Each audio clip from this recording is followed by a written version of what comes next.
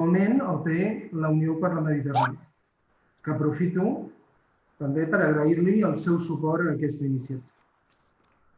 El procés de Barcelona, l'Associació Mediterrània, com es poden imaginar, té una especial significació per l'Institut Europeu de la Mediterrània, ja que és un think tank especialitzat en relacions, en promoure les relacions amb aquesta regió. I està impulsat per 3 nivells d'administració: la Generalitat, el Ministeri d'Afers Exteriors i l'Ajuntament de Barcelona. I tots 3 amb la vocació no de defensar els seus interessos particulars legítims, sinó d'impulsar o tindre una institució que acompanyés i que modestament impulsés els principis i valors de l'Associació Mediterrània, amb la idea de reforçar la cooperació, el diàleg i la col·laboració entre les dues riberes. Penso que és important agrair, i així ho faig, aquest compromís altruista d'aquestes 3 administracions. Avui abordarem un tema que és molt pertinent i que incideix en 3 aspectes que em semblen especialment claus per al que és el desenvolupament harmònic de les nostres societats. En primer lloc, el fenomen urbà, que és un fenomen que és evident, que és imparable a les dues riberes de la Mediterrània. Després, l'impacte del Covid, que està tenint i tindrà uns efectes devastadors, tant socials com econòmics. I, en tercer lloc, la resiliència, com a capacitat de superació de circumstàncies adverses on a la Mediterrània, malauradament, tenim probablement massa experiència. Com a conseqüència de la Covid, està clar que les desigualtats és un dels efectes més evidents, s'estan accentuant a la regió, el conjunt de la regió, que ja està molt tensionada per l'efecte dels fenòmens migratoris. Amb un impacte, sobretot, aquests efectes migratoris, i això ho vull recalcar, als països del sud, i el que són els països del sud, els que estan fent un major esforç d'acollida actualment i amb els darrers anys. Amb aquest respecte, penso que un element clau que debatrem avui és els temes d'inclusió. És un element fonamental per vertebrar, articular i cohesionar les nostres societats, tant al nord de la Mediterrània com al sud de la Mediterrània. De tot això i de moltes altres coses en debatrem avui amb un panel molt qualificat d'experts i molt divers. Aquí també agraeixo la seva participació activa i el seu suport. Només em queda desitjar un bon treball i moltíssimes gràcies. Ara passo la paraula al senyor Agustí Serra, secretari d'Agenda Urbana i Territori. Agustí, tens la paraula. Molt bé, moltes gràcies, Josep Ferrer.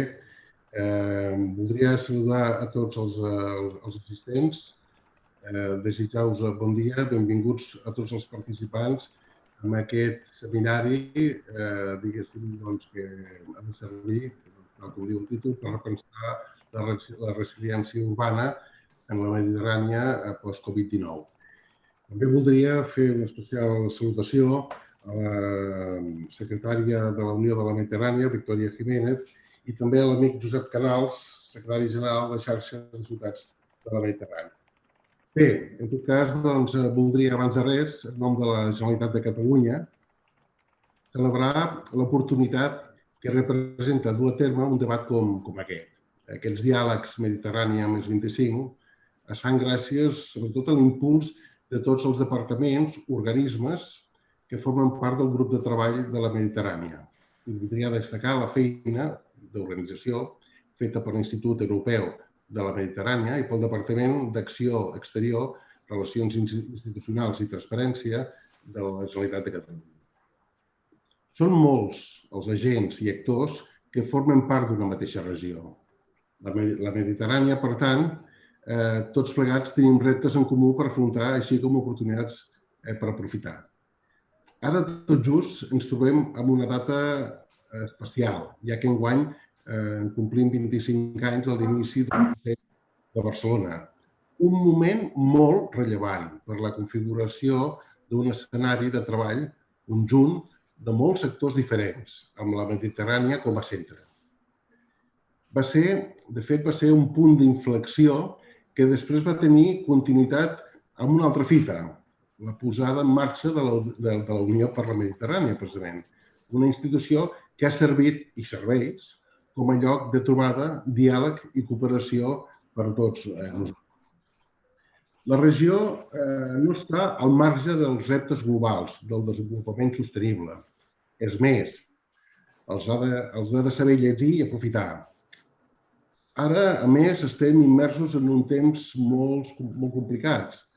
Però tot i així, no podem deixar de mirar cap a un futur que ha de ser més compartit, connectat i resilient. En aquest sentit, els nostres territoris riberencs tenen entre si molts punts en comú.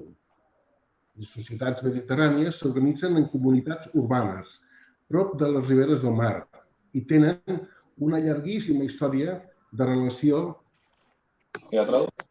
idiomes d'inglès, econòmic i social. Unes regions que ara, al segle XXI, formen corredors i regions urbanes transnacionals i esdevenen fonts de riquesa econòmica i de prosperitat. Però també les ciutats mediterrànies comparteixen problemes que alhora s'entenen també a les seves regions costaneres. El fenomen migratori, associat al moviment de refugiats, que cada dia podem veure a les notícies i que té aquest mar com a escenari central, ens obliga a tots a posar una mirada crítica sobre com gestionem una crisi que afecta i posa el risc de la vida de moltes persones. També la crisi del Covid ha posat de manifest diferents problemàtiques situades en els nostres teixits urbans, associades a l'àmbit de la mobilitat, de la salut pública, de l'espai comunitari. I no són les úniques àrees que necessiten ser millorades. Al mateix temps, es desenvolupen crisis planetàries, climàtiques, ecològiques o alimentàries que amenacen l'estil de vida humà actual. De fet, hem entrat, per exemple, en un escenari climàtic crític que ens portarà a un escenari més càlid, acompanyat de fenòmens meteorològics més severs. Si volem ser resilients davant d'aquests fenòmens, hem de resoldre dèficits i vulnerabilitats, millorar la gestió dels riscos, augmentar la capacitat adaptativa dels sectors socioeconòmics i dels sistemes naturals i, sobretot, reduir l'exposició de les persones.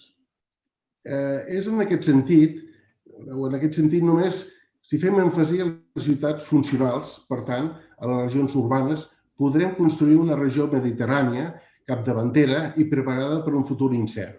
Aquesta realitat, doncs, fa que, si posem el focus en el desenvolupament urbà, tinguem reptes compartits.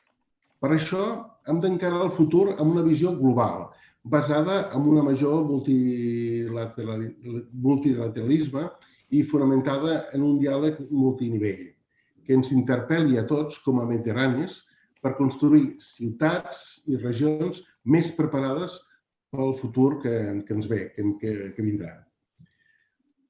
Alhora, però, les societats urbanes mediterrànies han de saber aprofitar les oportunitats que esdevenen amb voluntat de construir un futur pròsper, per tant, sostenible social, econòmic i ambiental. De fet, les agendes globals, és a dir, l'Agenda 2030, la nova agenda urbana, són uns referents claríssims per afrontar els reptes actuals i del futur immediat.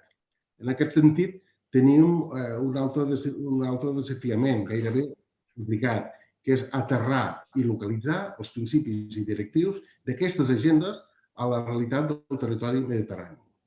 A Catalunya ja estem treballant en aquestes agendes i entenem que és imprescindible que existeixi un treball entre tots els actors de la Mediterrània per intercanviar coneixements i experiències al voltant d'elles.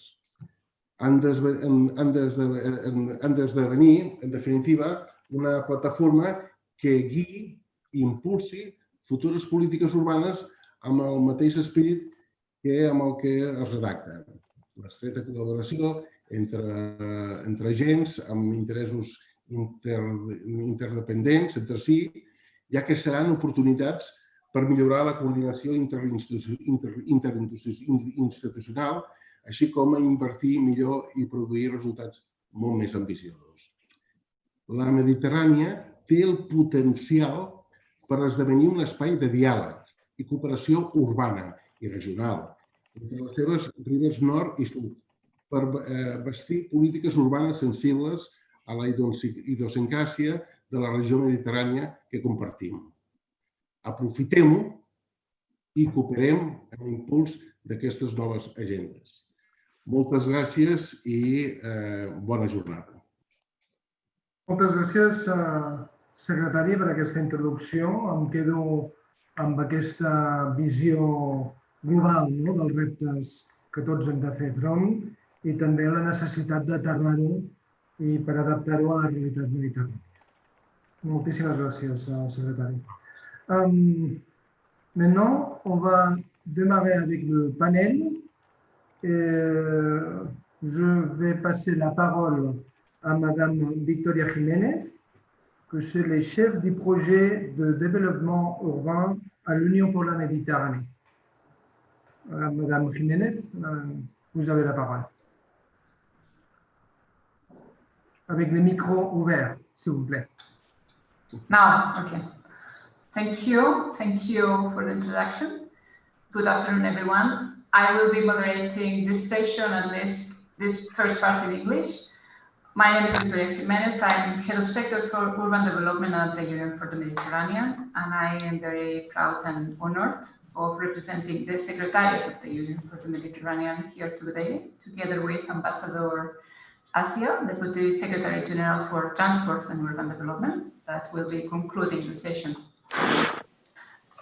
Just to frame a bit the debate and repeating what Agustí has already said, I would say Mediterranean countries present very different realities in terms of population challenges and urban pressure, for instance, or in terms of decentralization. But on the other hand, Mediterranean countries are also facing common challenges, as for instance, climate change. Where there are no boundaries, the problem is the same for everyone. And that is where I think that we will be focusing our debate today, on common responses to the common challenges that the region is facing and will be facing, especially in these reconstruction times that will follow the COVID era. So to do that and to focus on that, we have in front of us a session that is expected to finish at 5, and to manage time in order to accomplish this goal is also one of my main objectives this afternoon as moderator of the session. So apologies already if from my side if I have to interrupt some of you. The session will be organized as follows. We will be having first a keynote speaker, followed by a panel of 4 people that will be answering 2 rounds of questions each. We will have then what has been called first reactions, that will be first comments by a selected group of people, first comments on what the panel has exposed, made by a selected group of people. And then we will be opening the floor to the audience via chat. I think that by now everybody is pretty familiar with how a session like this works. In any case, let me remind you that you can send your questions at any time via chat. And therefore, I think that I pass already to introduce the keynote speaker, Pierre-Arnaud Martel. Good afternoon, Pierre-Arnaud. Pierre-Arnaud is... Bonjour, Victoria. Hi. Pierre-Arnaud works at the French Development Agency. At the Local Governments and Urban Development Division, he is lead expert there. He has been in charge of urban projects throughout all the region, and therefore he is familiar with both EU and non-EU realities, let's say. The AFD is a cooperation agency, but at the same time is a bank, so he has these two hats of cooperation agency and donor and and IFA. Yeah. He has been representing the IFD to UFM meetings where mainly policy discussions are held, but he is also part of FUP5, the tool to implement urban project that the Union for the Mediterranean is promoting. Therefore, he has this holistic view. He knows the region well in his capacity of bank and donor. He is at the same time fully aware of what the EU and the UFM have been doing in terms of setting priorities and implementing projects. And that's why we are extremely curious to hear from him, to hear his views on what has been done, but also his views on what he considers that could be done in the near future. So the floor is yours. Okay, thank you very much. So I will shift to French. Bonjour à tous. Merci beaucoup donc à l'invitation donc pour lancer en 10 minutes. Donc 10 minutes, je vais essayer de faire très concis. Merci beaucoup donc à l'UFM, donc l'Institut européen de la Méditerranée, et merci beaucoup vraiment très sincèrement aux Espagnols. Vous faites un travail énorme. Donc 25 ans de processus de Barcelone, et beaucoup d'Espagnols d'ailleurs qui sont présents là dans ce webinaire. Donc, moins de Français d'ailleurs, mais vraiment, vous faites un travail et vous poussez les sujets méditerranéens et en particulier les sujets urbains depuis tant d'années. C'est vraiment, vraiment chapeau. Donc, moi, je vais avoir un propos donc, pour lancer un peu la discussion, donc ça va être assez rapide. Peut-être juste pour dire que les villes ont l'habitude, et notamment les villes méditerranéennes, finalement, le Covid n'est pas la première des crises. Elles ont l'habitude finalement d'encaisser des chocs, voilà, que ce soit au sud et évidemment au nord de la Méditerranée. Et la crise migratoire a été un des grands chocs à répercussions multiples. Et c'est vrai que cette fois-ci, avec le Covid, il y a un peu une triple peine qui est un peu repérée par les économistes, que les villes et plus généralement les pays finalement subissent. Il y a une peine numéro 1, c'est un peu la chute de l'offre de biens et de services, la chute des échanges, l'indisponibilité de main-d'œuvre, qui a été notamment quand il y a eu les périodes de confinement strict suivies par certains des pays. Donc, il y a une première peine avec cette chute vraiment du côté de l'offre. Après, il y a une peine numéro 2, c'est aussi un effet de choc de la demande, moins de demande. Et au final, notamment pour la rive sud, ça va être plus la rive sud de la Méditerranée, une baisse des prix des matières premières, donc ont impacté aussi beaucoup de territoires. Et puis une troisième peine qui est le volume exporté. Il y a une baisse énorme finalement des exportations vers l'Union européenne. Alors notamment, ça va être vrai donc de toute la plaque africaine et donc de l'Afrique du Nord pour ce qui nous concerne. Juste un petit chiffre parce que c'est assez incroyable. L'Union africaine, tout cumulé, donc c'est pas que l'Afrique du Nord, a repéré qu'on sera à seulement 35% en 2020 du volume de 2019 des exportations. Ça représente 270 milliards de dollars de pertes pour le continent. Donc, on voit il y a un effet un peu multiple qui est assez énorme au niveau économique. Et puis, l'autre point qui est tout le temps répété, donc là, je ne vais pas être très nouveau, c'est aussi de dire que le Covid et cette crise dans laquelle on est, elle s'enchasse dans d'autres crises.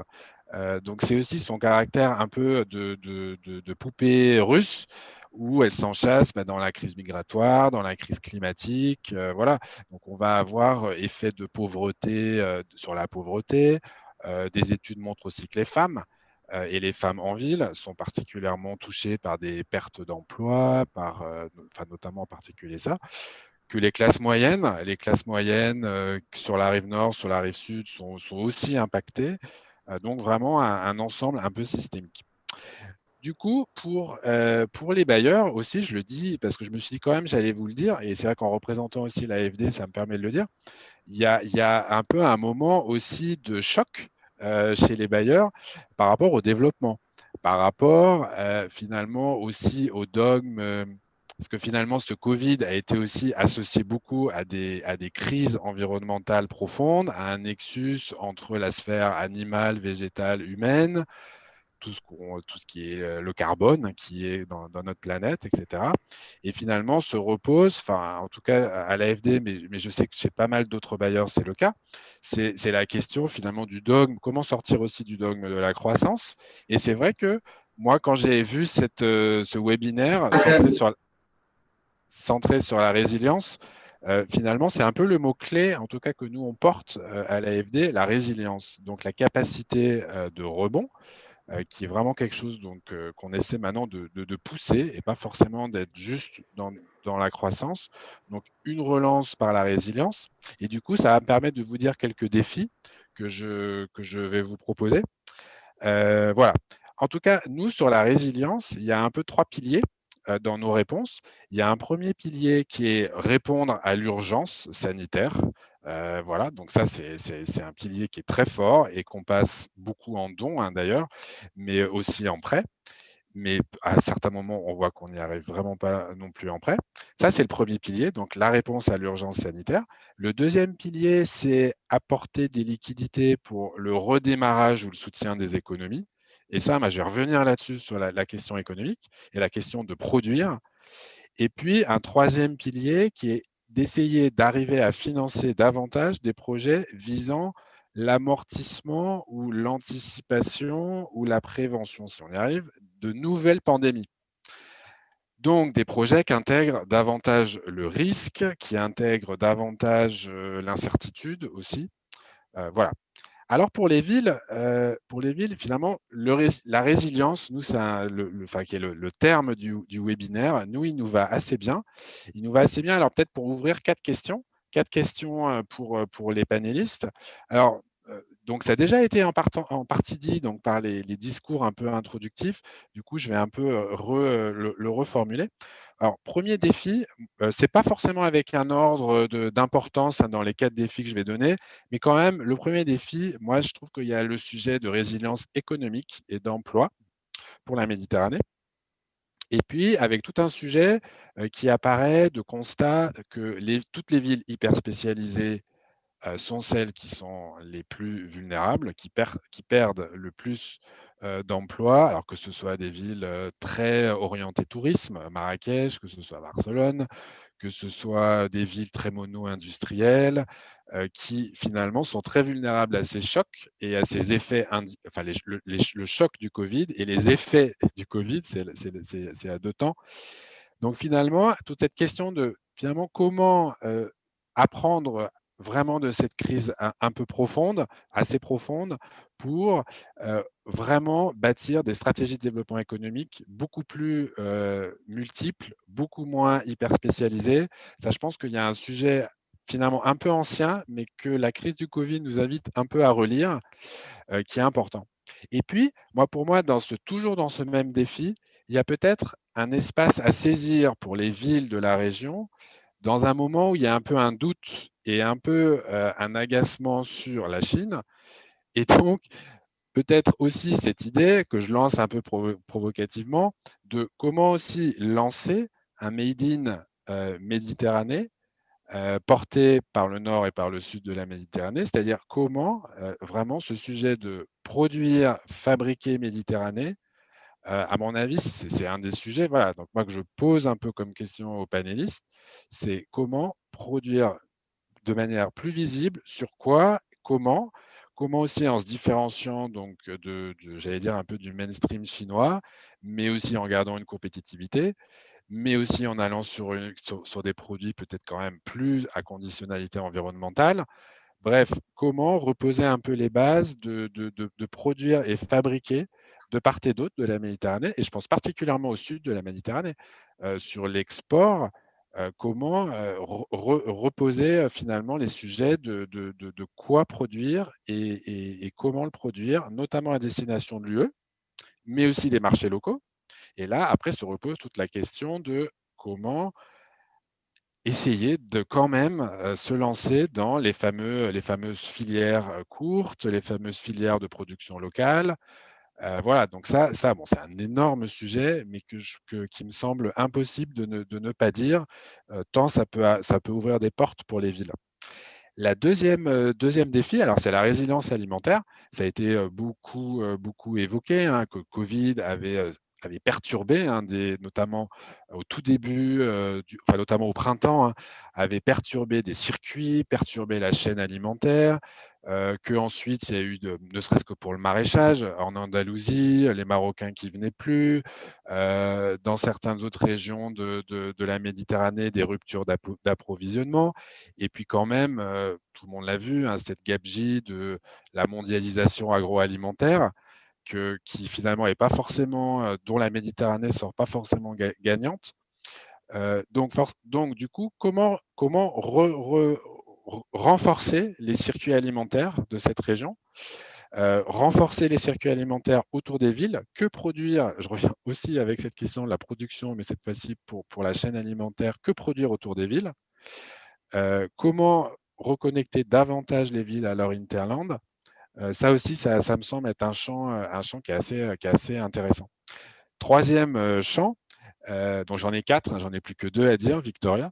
Donc il y a un troisième champ, c'est la résilience donc, climatique et sanitaire. Je fais un peu un bloc en reliant le climat et la santé. Bon, le Covid le redit, ça avait déjà été vu, hein, que la Méditerranée est une zone particulièrement vulnérable au changement climatique, même si ça n'est pas la seule, et que ça se voit finalement moins les impacts que par exemple l'Afrique tropicale ou l'Asie, mais même si ça se voit moins, ça se ressent, c'est la chaleur, c'est aussi on voit plus d'eau, il y a moins d'inondations, ou alors quand ça tombe très très vite et très concentré et ça n'a pas le temps de rentrer dans les sols.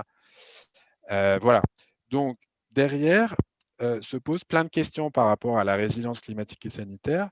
C'est un peu un constat, alors qu'on a commencé sur une action qui va avoir lieu avec le CMI, hein, le Centre méditerranéen d'intégration à Marseille. C'est pourquoi les villes durables, les autorités locales engagées sur le climat sont inaudibles ou peu visibles dans la région méditerranéenne comparée à d'autres régions. Alors c'est moins vrai, peut-être que nos amis espagnols vont hurler, et c'est moins vrai de la rive nord, mais sur la rive sud, on s'est fait un petit exercice de se demander, mais elles sont où les autorités locales qui portent, et elle est où la diplomatie climatique portée à l'échelle locale? Bah, on a peu d'exemples, malheureusement, pas assez d'exemples. Et justement, peut-être d'avoir aussi monsieur le maire de Sfax, ça va nous permettre aussi d'aborder ce sujet. Mais l'idée, c'est vraiment de pousser à cette diplomatie locale climatique, d'apprendre, de porter les sujets adaptation, atténuation, les sujets d'urgence, de comment répondre rapidement en tant qu'autorité locale dans les situations de crise ou de catastrophe. Puis derrière, ça ouvre en fait plein de sujets. Alors après, c'est plein de sujets, c'est un peu vertigineux. C'est les sujets aussi donc d'urbanisme liés au climat ou à la santé. C'est derrière, il y a eu beaucoup de choses qui ont été écrites.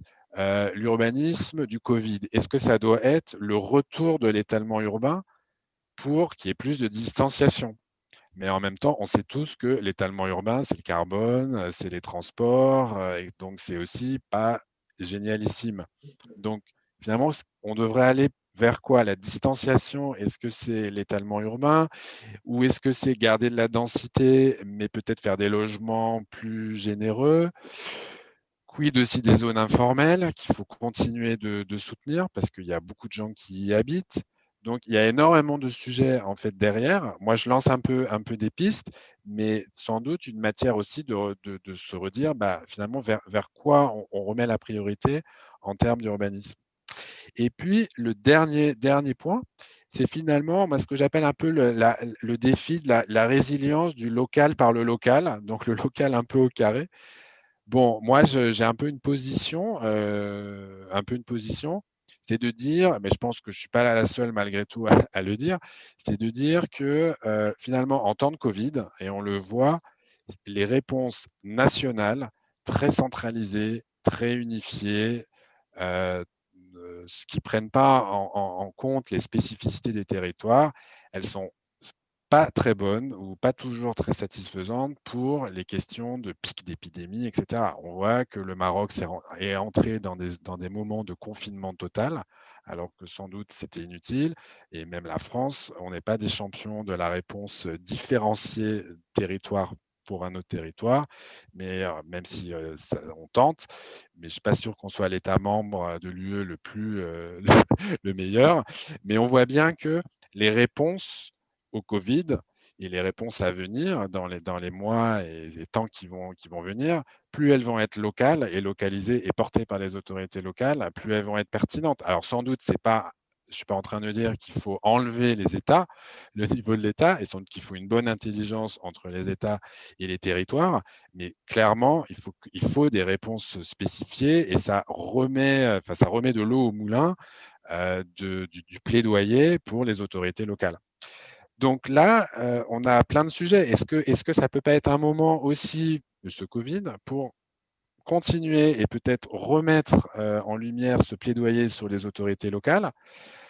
Peut-être aussi comment, peut-être pour l'UPM ou pour un peu les organisations et politiques et économiques, fédérer davantage les autorités locales autour de ces enjeux. Moi, je redis, hein, cet enjeu de produire méditerranéen, ça me semble être un enjeu vraiment important. Cet enjeu donc de aussi lutter contre le changement climatique, que ce soit au nord et au sud de la Méditerranée, c'est un enjeu important. L'alimentation, pareil. Donc peut-être aussi cette idée de plateforme, finalement un des intervenants avant a évoqué la question d'une plateforme, sachant qu'il faut s'appuyer aussi, hein, le travail qui a été fait, qui est énorme depuis longtemps de MedCité et d'autres organisations de ville à ville. Donc prendre appui sur ça et peut-être voilà, aussi lancer pour les années à venir tous ces chantiers qui me semblent vraiment importants. Voilà, j'espère que je ne suis pas trop long, Victoria, mais j'ai fini.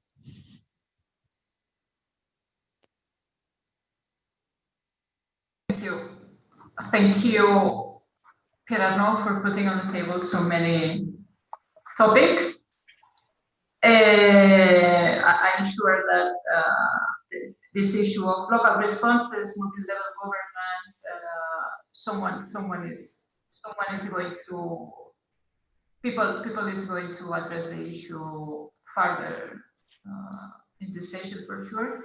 And we take note of this idea of yours of this label of made in the Mediterranean. We will think about it and see what we can do with it. We move on now to the session as such. I'm sure that our panelists will be responding in some way or another to your questions as well. We will start with Bernard Valero. Bernard is Director General at the Agence de Ville et Territoire de la Méditerranée, AVITEM. AVITEM is an example of how different levels of public administration in French administrations in this case, could work together, could join forces to address, in this case specifically, the issue of urbanization in the Mediterranean countries. Bernard, good afternoon. A first question for you. Is Bernard here? Oui. Okay, we cannot see you. Oui, Victoria, je vous écoute. Can you turn your video on, or? Yes. Okay, better if we can see you. The first question for you is, well, we somehow have realized that because of the pandemic, cities will have to be planned different. According to you, how Mediterranean cities should be planned from now on? Oui, merci beaucoup, Victoria. Vous m'entendez? Oui. Ok. Tout d'abord, merci de nous avoir invités à cet échange. Le thème que vous avez choisi est précisément l'un de nos sujets de prédilection ici à la VITEM, où nous travaillons beaucoup sur les villes méditerranéennes résilientes. Donc, ça ne pouvait pas mieux tomber. J'en profite pour remercier nos amis catalans. Comme ancien consul général de France à Barcelone, je suis heureux de me retrouver à leur côté. Merci également à l'Institut européen de la Méditerranée, et puis merci à vous-même et à Madame l'ambassadeur Assia de l'Union pour la Méditerranée. S'agissant de ce qui vient de se passer et de ce qui est toujours en cours, c'est-à-dire cette crise sanitaire et cette pandémie, nous nous sommes attachés à observer, à faire un certain nombre d'observations sur le terrain, dans les villes précisément, puisque c'est le sujet qui nous occupe aujourd'hui. Dans les villes, nous avons tout d'abord pris comme point de départ le fait que les villes, un peu partout dans le monde, mais en particulier en Europe, avaient connu des périodes de croissance précisément sous l'effet des pandémies, sous l'effet des grandes pandémies du passé. On a beaucoup parlé de la grippe espagnole. Nous allons bientôt commémorer ici à Marseille les 300 ans de la grande peste, et cela a entraîné à chaque fois au fil de l'histoire des modifications du mode de construction urbain. Et cette fois-ci, le Covid nous a donné à observer un certain nombre de phénomènes. D'abord sur la fonction de la ville qui fabrique de la sécurité pour les citoyens. Nous avons observé en l'espace de 24 heures à Paris, au moment du confinement, que la population parisienne s'était vidée de 10% de ses habitants qui étaient partis se réfugier à la campagne. Nous avons également observé au moment du confinement que, alors qu'on demandait à toute la population française de rester chez elle, nous avons vu soudain apparaître de manière beaucoup plus visible des milliers de sans-abri, des milliers de sans domicile fixe, des milliers de migrants auxquels on demandait de rester chez eux et qui n'avaient pas de chez eux. Et là, évidemment, se posent toutes les questions de protection sociale que doit apporter la ville. Et puis, nous avons observé aussi, en particulier à Marseille, mais un petit peu partout, je pense, autour de la Méditerranée, la question très dure du logement des populations. Il est beaucoup plus facile, voire agréable, d'être confiné à 2 ou 3 personnes sur 100 ou 150 mètres carrés avec une terrasse, plutôt qu'à 10 ou 15 personnes dans un 60 mètres carrés dans des habitations sociales. Et puis, nous avons observé que cette crise a mis en relief beaucoup de distorsions économiques, de distorsions sociales, de distorsions éducatives, de disparités numériques entre les habitants de la ville.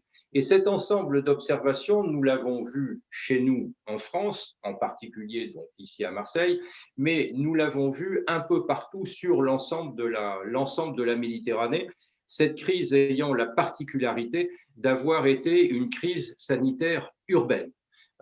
Et à partir de là, naturellement, nous avons vu des phénomènes auxquels nous n'étions pas toujours préparés et qui ont fortement questionné le thème qui nous réunit aujourd'hui, c'est-à-dire celui de la résilience. La résilience, c'est quoi?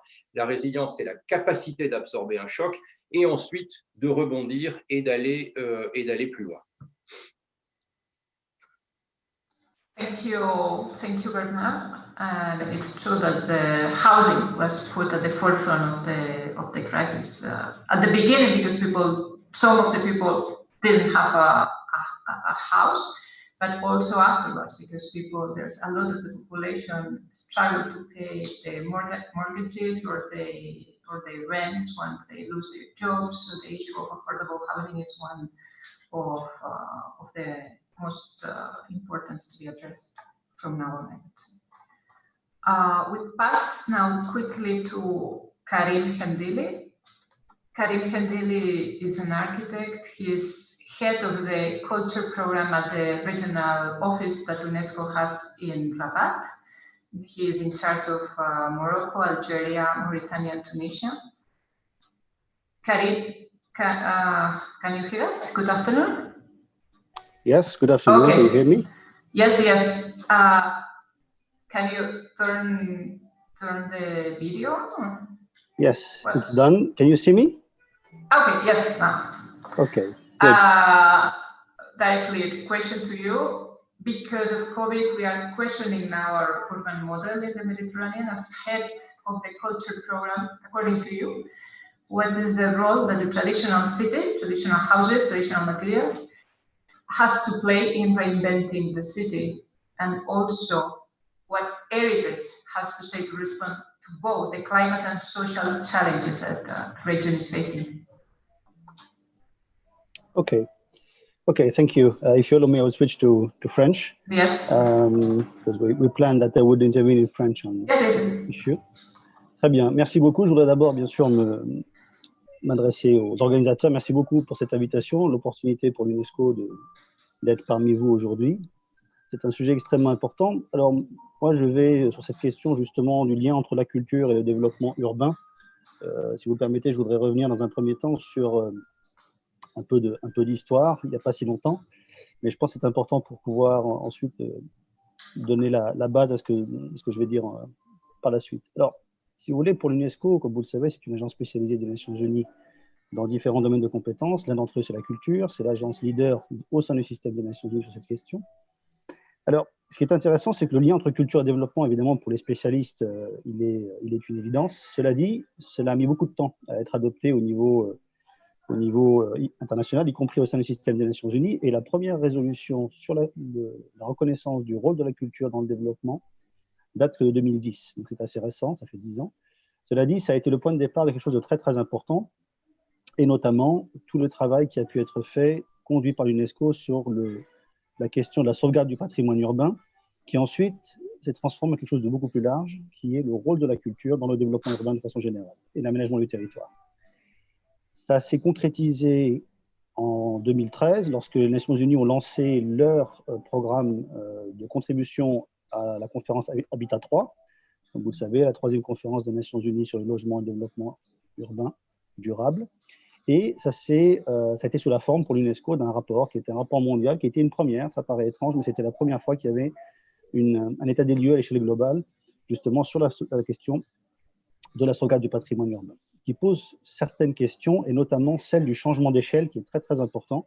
Malheureusement encore aujourd'hui, sur la rive sud de la Méditerranée, dans beaucoup de pays arabes, dans le domaine juridique, par exemple, sur la question du patrimoine, il n'y a pas encore ce passage systématique de l'échelle de l'architecture à l'échelle urbaine, qui permet vraiment d'intervenir de façon efficace sur le territoire et les processus d'urbanisation. C'est quelque chose sur lequel on travaille, c'est pas évident, on ne change pas facilement 70 ans de pratique, et donc voilà, il y a un travail qui est fait par rapport à ça. La culture est très importante, au-delà même de la sauvegarde du patrimoine bâti ou des espaces urbains, puisqu'elle est un vecteur de cohésion sociale. Son rôle, du point de vue économique, n'est plus à démontrer, puisque avant le Covid, la culture, ça représentait à l'échelle mondiale 4 300 milliards de dollars, c'est-à-dire 6% de l'économie mondiale. C'est le secteur qui emploie, et de loin, le plus de jeunes âgés de 15 à 29 ans. Donc, c'est quelque chose qui a un poids économique important. Et vous pouvez imaginer l'impact majeur, notamment on a pu le voir dans les pays aussi du Nord, notamment en France, par exemple, en Espagne, sur le secteur de la culture, et notamment les industries créatives. Alors, ce qui est intéressant, si vous voulez, c'est que ce rapport mondial de 2016, il y avait plusieurs composantes. Il y en a une qui était sur des études régionales. Celle sur les pays arabes a révélé des choses extrêmement intéressantes, outre le paradoxe, mais qui est un paradoxe mondial, de l'absence de la culture des politiques d'aménagement et de développement, alors que la culture est fondamentale dans l'identité nationale et dans la présentation, notamment dans le tourisme. Tous les pays se présentent à travers leur patrimoine culturel et les arts culinaires, les arts vestimentaires, la musique, etc., etc. Donc il y a ce paradoxe qui est important, qu'on relève dans toutes les régions. Cela dit, dans les pays arabes, il y a certains points qui sont importants, dont un point qui est en lien avec la question que vous avez posée, Victoria. On se rend compte que l'avènement de l'islam dans le monde arabe a été structurant au niveau du territoire. Ça a été, bien sûr, jusqu'à la fin de l'époque ottomane, où vraiment, de par les spécificités de la religion, il y avait un rôle très important dans la façon dont les territoires fonctionnaient et s'organisaient. À partir des années 50, il y a eu une urbanisation massive, qui est un peu le phénomène général post-Seconde Guerre mondiale. Alors, avec un modèle, là, les experts divergent. Bon, voilà, ils ne sont pas tous d'accord, mais pour beaucoup, le modèle post-Seconde Guerre mondiale a quand même conduit à de très graves crises au niveau urbain. Mais ce qui est intéressant, l'un des enseignements qu'on obtient de ce rapport qui a été fait, c'est que la médina, que l'on retrouve alors, dans la plupart des pays du sud de la Méditerranée, alors ça ne s'appelle pas forcément de la même façon au Proche-Orient, mais pour le Maghreb, par exemple, les médinas sont devenues des zones assez sinistrées sur le plan économique et social. Il y a parfois un phénomène de gentrification. Voilà, bon, je ne vais pas revenir là-dessus, c'est des problèmes que vous connaissez. Cela dit, ce qui est intéressant, c'est qu'il ressort des discussions, aujourd'hui plus que jamais, que ça peut finalement, ce type de tissu urbain peut être un modèle, peut être une référence en matière d'intégration pour la question, par exemple, de mixité sociale, de justice sociale aussi, d'inclusion, mais aussi sur le plan du climat, puisque les médinas, de par leur forme urbaine, se sont adaptés à travers le temps et sont en fait l'aboutissement de très très longs processus d'occupation du territoire. Et donc, c'est quelque chose qui peut être intéressant comme modèle et peut-être même pour l'innovation pour le futur. Ça vaut aussi pour les matériaux traditionnels. Par exemple, on voit à quel point il est très, très difficile aujourd'hui de faire passer l'idée de construire en terre.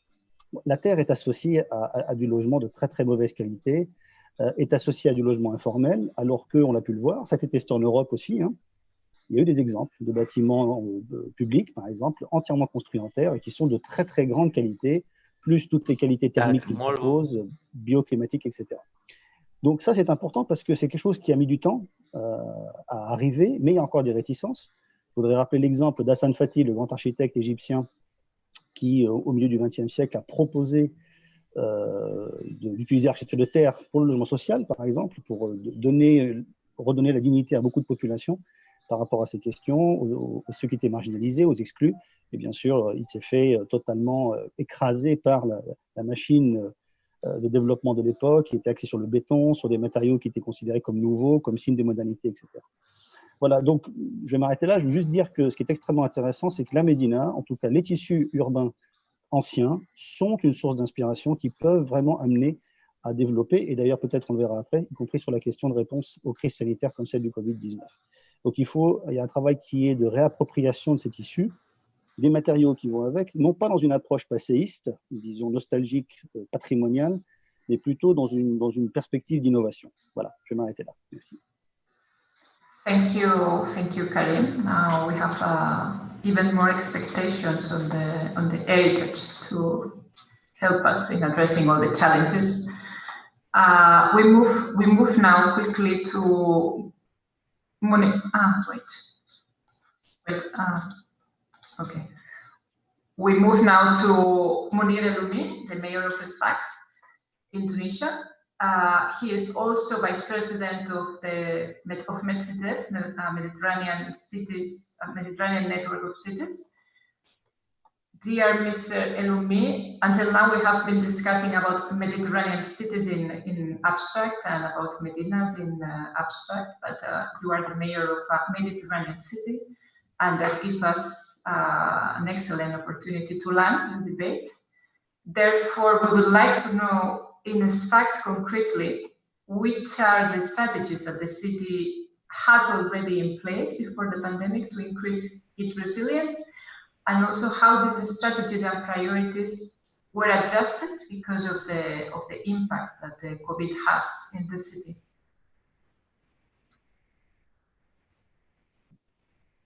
Merci.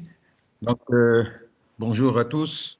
Je vous remercie énormément pour cette invitation à cette conférence.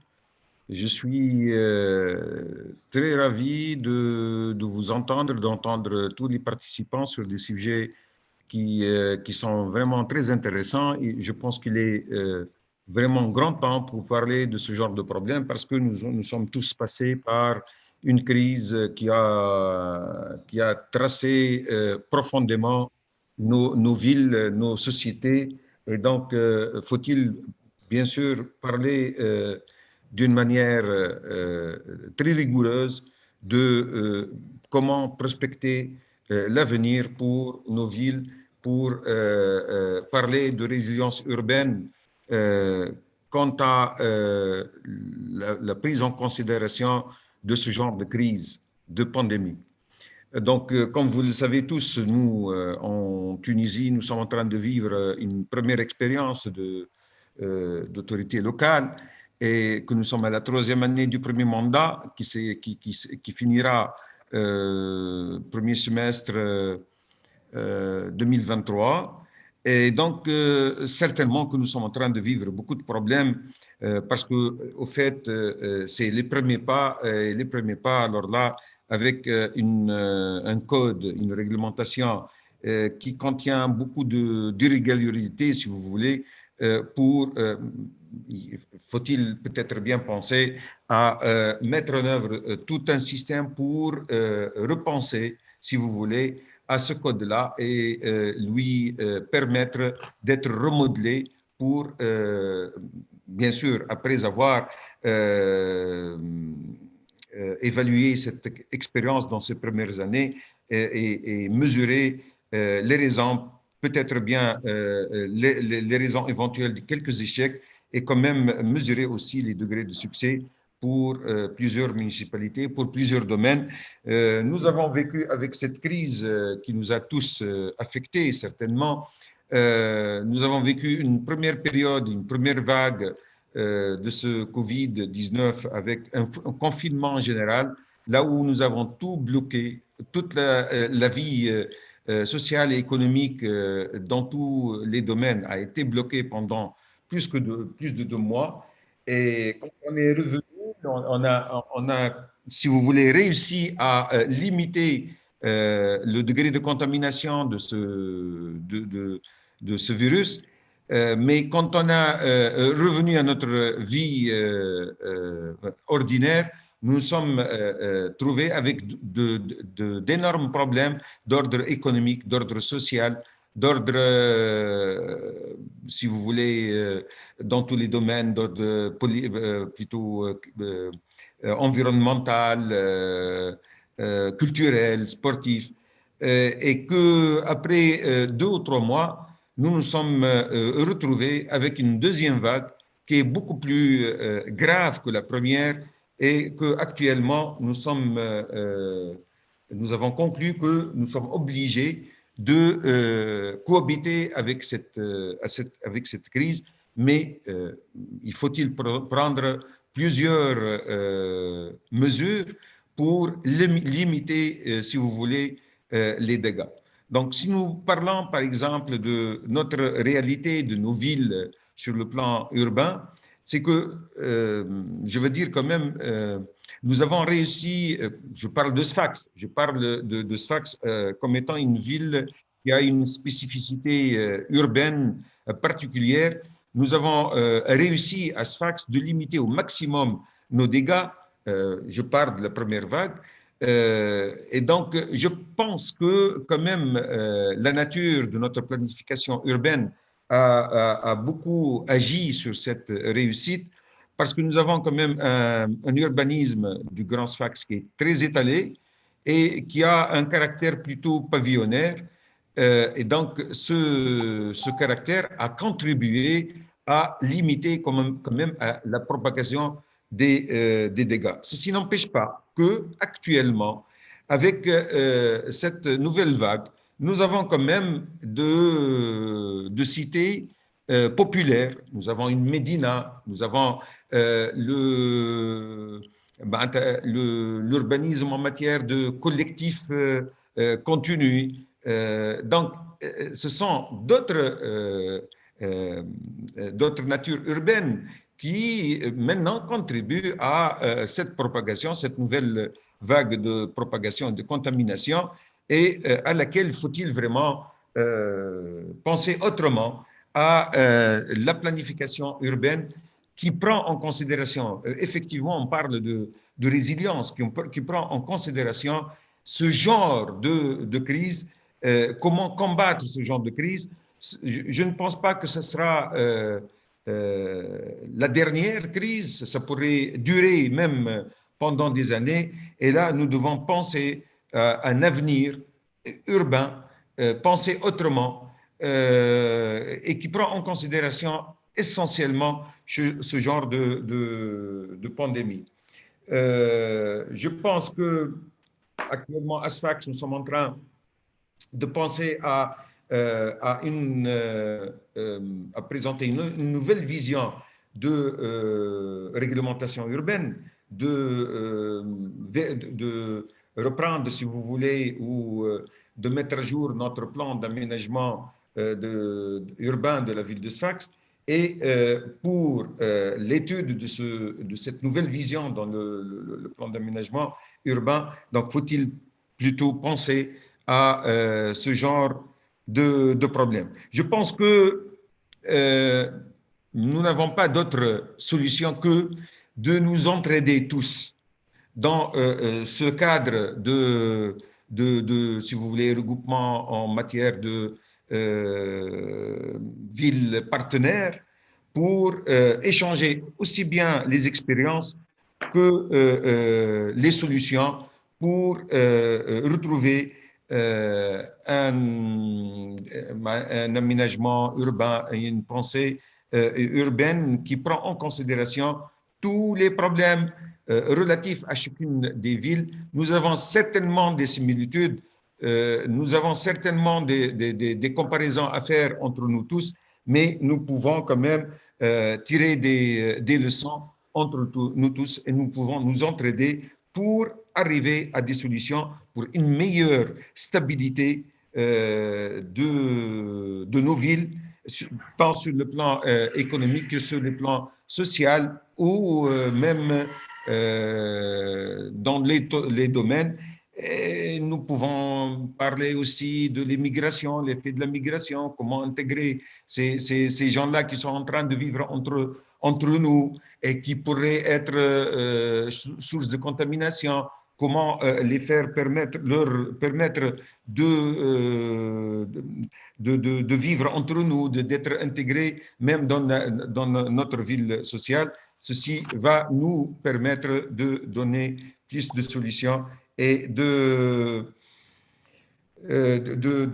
prospecter l'avenir, si vous voulez. Voilà. Je ne sais pas si j'ai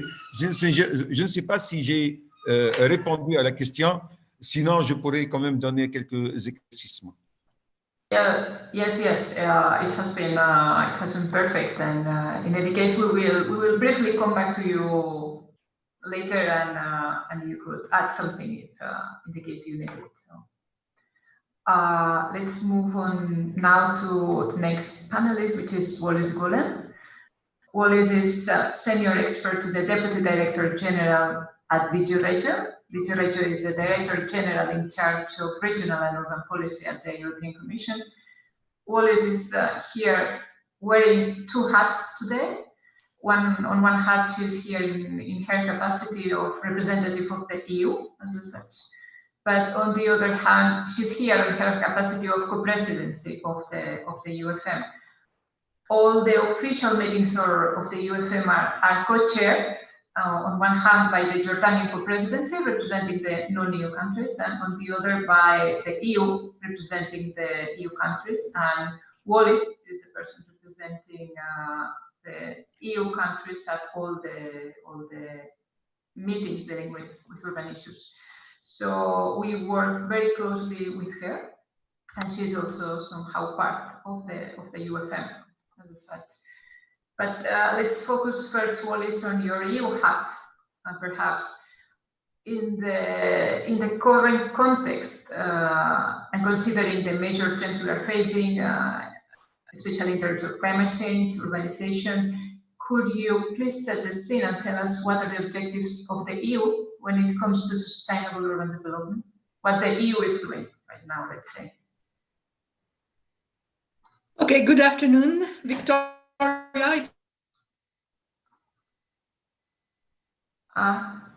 Something happened. Can you hear me? I think the connection is not that good. Perhaps try and let's see if it works. Okay, I was saying good afternoon, Victoria. Good to see you again. Good afternoon, Ambassador Asia. An honor to be working with you again, and good afternoon to all the panelists as well as to the audience of this webinar, where I'm happy to be speaking with you. Well, your question, Victoria, actually is really a big question for the European Commission at this moment. So first of all, I would like to refer you to the first European Commission Strategic Foresight Report, which we issued on the 9th of September of this year. And this report is a piece of reference right now because it demonstrates and spells out how resilience is at the heart of all our considerations in the post-19 COVID context. In other ways, resilience now is a new compass for all our European Union policies. And the report I was referring to introduces actually a comprehensive concept of EU resilience for a strong and lasting recovery, spelling out opportunities which the European Union cannot afford to miss. And in this respect, the concept of resilience which we have been defining goes from the grassroots level to all the other levels. That is to say, starting with cities and territories up to the regional level, the national level, and the European Union level. Actually, echoing what my colleague Pierre Arnaud from France has been saying, we have defined 4 types of resilience: social and economic resilience, geopolitical resilience, green resilience, and the digital resilience. And on the basis of this definition of resilience, we have decided to embed strategic foresight into policy making in a structured and systemic way through horizon scanning, megatrend analysis, scenario planning, and visionary. And we will start in the first place with our forthcoming long-term vision for rural areas, which I'm responsible for, by the way, within my Directorate Regional for Cohesion Policy. I'd like to say that, or to add rather, that indeed, resilience is the ability not only to withstand and cope with challenge, but also, and this is a point on which we're insisting very much in the European Commission, to undergo transition in a sustainable, fair, and democratic manner. And in this respect, we have been highlighting the urge of strengthening the resilience of our urban areas. Indeed, urbanization is a significant megatrend in today's changing world, and this is a megatrend that we need to consider in strategic policy making in order to address the complex relationships between and within territories.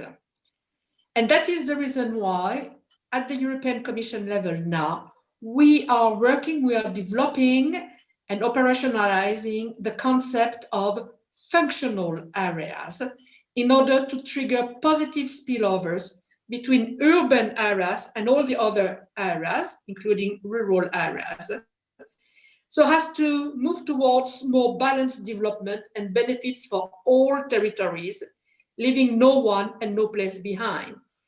And this is such an important concept for us, this concept of functional areas, that we have decided now to encourage the location of all our territorial investment at the level of these functional areas. That is to say, well beyond traditional administrative boundaries and according to the economic, social, and other ties between territories. Now, when it comes to our long-term objectives and political agendas, well, more than ever, and that will be my very first point, we see the importance of mainstreaming the Sustainable Development Goals in all our European Union policies, more than ever in the current context. But the megatrends I've been talking about, in particular urbanization, is duly considered now in the policy decisions to be taken and in the strategic agendas that are guiding our initiatives at the European Union level. And in order to move forward, and as you may know, by the way, a very strong focus on the transition-led political agenda, in particular with the European Green Deal. This package of measures presents a vision for the European Union to become the first climate-neutral continent by 2050, to transform our economy to become circular and resource efficient, while ensuring a just and inclusive transition. And in the very recent State of the European Union speech, our President, Mrs. von der Leyen, proposed to increase the European Union 2030 target for emission reduction to at least 55%, 55%, while, and that is to show you that we are not only talking, we are not only making announcements, but we're actually acting. At the same time, it has been decided that 30% of the European historical recovery plan of 707,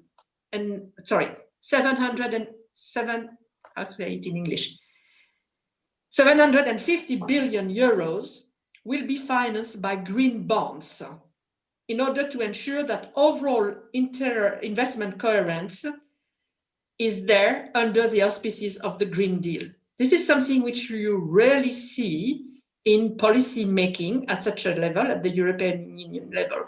This overall coherence between our policy line and our corresponding investments.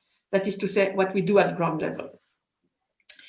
The European Green Deal will also give a particular recognition to green cities and to many long-term solutions that are already implemented in many of our cities to mitigate and adapt to climate change. We consider that cities will be essential to fully implement the European Green Deal in all its dimensions. For instance, when it comes to the circular economy, to nature-based solutions, to planning in key sectors such as land use, digitalization, housing, and sustainable mobility. But it will also be true when it comes to the European Union cohesion policy, economic, social, and territorial policy. Those are the three components of our overall European cohesion policy. And our EU cohesion policy will be successful if well implemented in our cities. And we acknowledge that we need to give them access to further opportunities for investment at local level. And we're going to do so through prompting, triggering, if you prefer, integrated development strategies, multi-level governance, and participatory stakeholder approaches, which will need to be there as a precondition for the European Union to invest into the sustainable urban development of our cities. And this, quite well known now, European Union cohesion policy is, as you might know, the EU main investment instrument to support all our regions in their economic, social, and environmental development. And by the way, this is by far now the most important European Union investment policy before the common agricultural policy. So in the next programming period, which is starting next year, we will set up targeted objectives for investment in a smarter, in a greener, in a more connected and a more social Europe, closer to its citizens, in order to help territories develop their comparative and competitive advantages according to their unique assets and talents.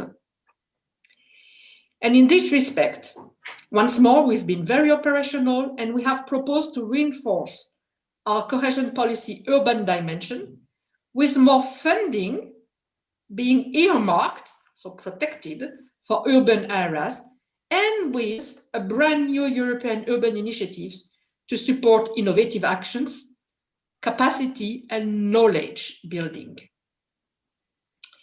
Against this background, we will prompt our cities to design their own policy mix of interventions, something which is place-based, which is tailor-made according to their unique circumstances.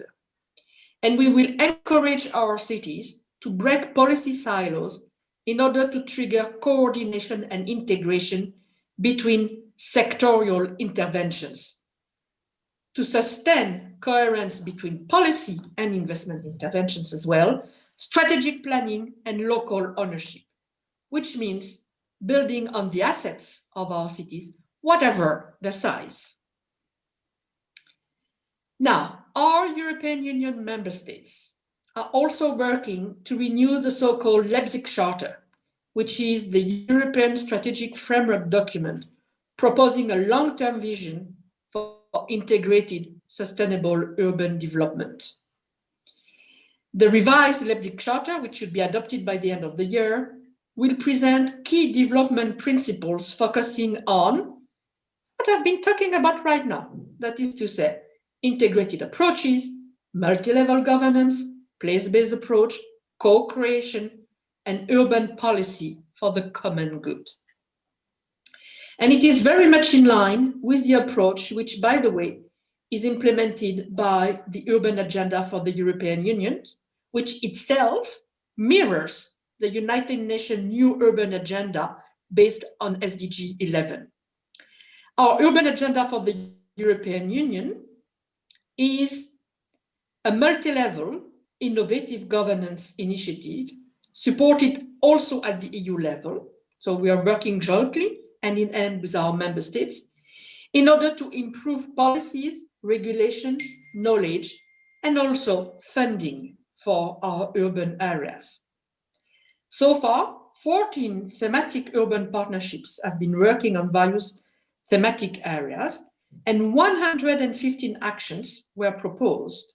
Numerous deliverables have already been produced, notably policy recommendations and toolboxes, and we invite you, the audience, my colleagues today, to go to the so-called Futurium website of the European Commission, as some of our very tangible actions are presented there and can also hopefully benefit Mediterranean cities. And I will stop there, Victoria, in trying to reply to your question. Yes, perhaps before moving forward, you could also explain us briefly, because we are already running late, how are these views translated and putting into action for the Euro-Mediterranean region? Okay, another difficult question, Victoria. And you know, it's very difficult for me to be short and brief. Well, building on what I've been saying with regards to our priorities at the European Union level, we have been acting together with our Mediterranean friends, and we've been involved in promoting a coherent strategic approach for sustainable urban development through several projects and initiatives. In line, by the way, with our Green Deal ambitions, we are supporting southern neighborhood governments in their sustainable energy transition, for instance, and fight against climate change in line with their own individual Paris Agreement commitments. As an example, the European Union supports southern neighborhood cities in accompanying the development of the Sustainable Energy and Climate Action Plan, the so-called and famous SECAP. Now, we have also put in place cooperation with and between various levels of governance on sustainable urban development. And this cooperation is being experienced through various initiatives in the European Union and beyond. And we are convinced that it has potential to progress even more in identifying, experimenting with, and applying solutions to current and future challenges that our cities on both sides of the Mediterranean will be facing. One key process, which I would like to mention in particular, given also my position as co-president of the UFM Urban Development Working Groups, is related, of course, to the Union for the Mediterranean Regional Platform for Sustainable Urban Development, UFM, if you prefer, in short. For the past 3 years, by the way, Victoria, Ambassador Asia, Laura, my colleague, and myself, we've been developing a space for dialogue to share experience, knowledge, and to identify policy gaps and projects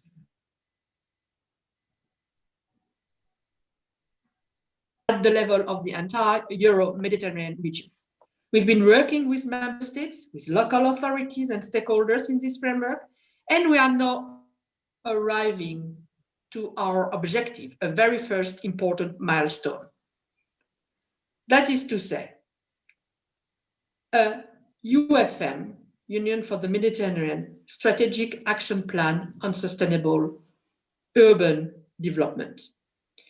This Strategic Action Plan has been conceived as a strategic guidance document for national governments, for regional progress towards values and principles, best practices on urban development and governance, covering as well affordable and sustainable housing.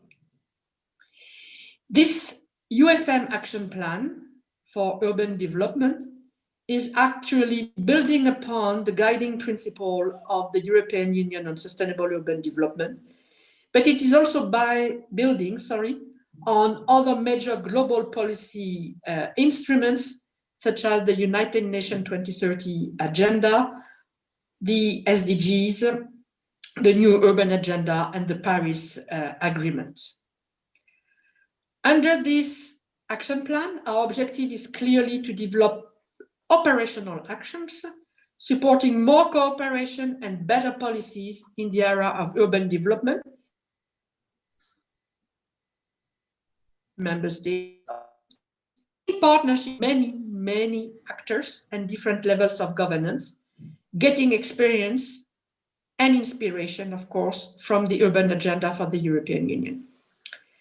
With the UFM, or under the auspices of the UFM, with the UFM action plan, we're aiming actually at building a partnership process even more when we will enter into the implementation phase of the action plan. And we invite you all, members of this audience, of this webinar, to contribute and to get involved in order to support the deployment of our forthcoming actions. In order to showcase how our UFM action plan will operationalize what I've been saying in terms of principle and strategic vision, I would just mention some key actions, that we've been developing. For instance, in relation with the promotion of multi-level governance, integrated and place-based approaches, with regards to the design, regional coordination and cohesion of national urban policies and integrated city development strategies across the region, also promoting and supporting planning and design education and building capacity, and finally, promoting cross-border cooperation and coordination, as well as something which is absolutely crucial, knowledge exchange between local and national planning authorities. Last but not least, because as I said, the UFM Urban Action Plan is extremely operational and tangible. We now have a project pipeline, which is evolving to consider opportunities for the labeling and co-financing of quality and bankable projects with the support of the UFM itself in the labeling process, and importantly, with the forthcoming UFM action plan as a key framework for project development. Remember, I was talking about a toolbox.